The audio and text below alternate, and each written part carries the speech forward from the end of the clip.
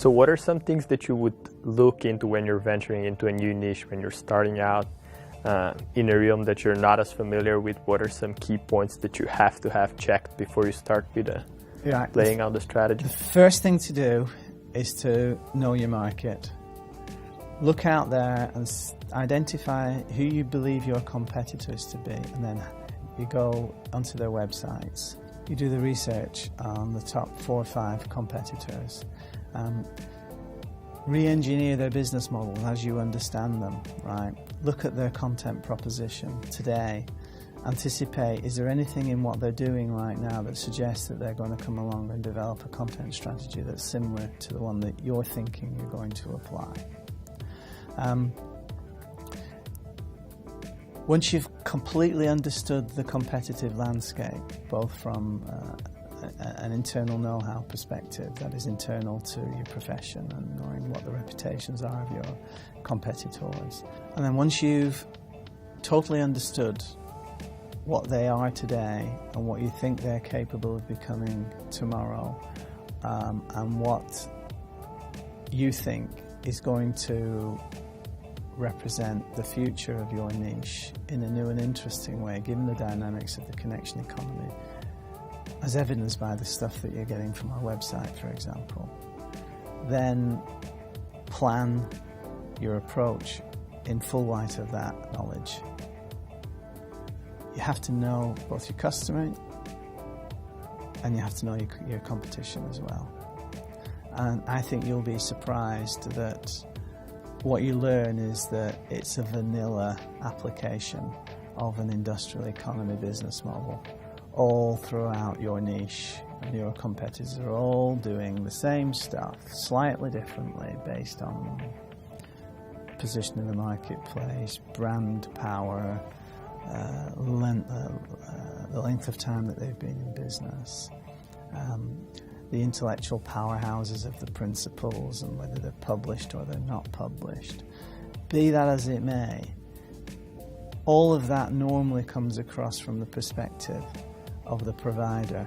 It doesn't come across from the perspective of the poor soul that's actually looking to that niche for a resolution to a problem or an answer to a question that gives you an opportunity to step in front of your competition, both from a be found on the web perspective, but also from the actual value proposition that you've managed to put together that represents your intelligent content marketing strategy.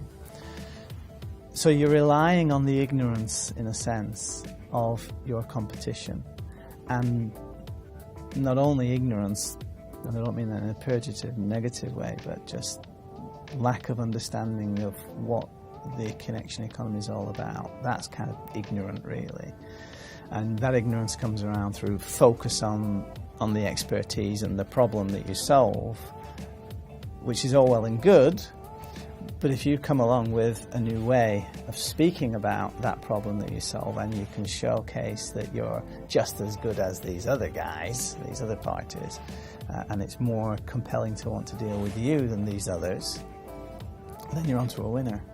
And if you do it well enough, the reality is that over time it may well be that your prospects will never find their way to your competition, because if you don't exist on the web in a way that, we're suggesting you put yourself on the web, then, you're going to lose out to that party that's already done it. Like, after 6 years, 7 years of doing what we're doing in the Hong Kong immigration space, the 10 or other companies that are here doing this work, they haven't developed any kind of response to our proposition, any way, shape or form, which tells me that either they don't have the resources to do it, they don't understand how to do it, or they don't understand what we're doing.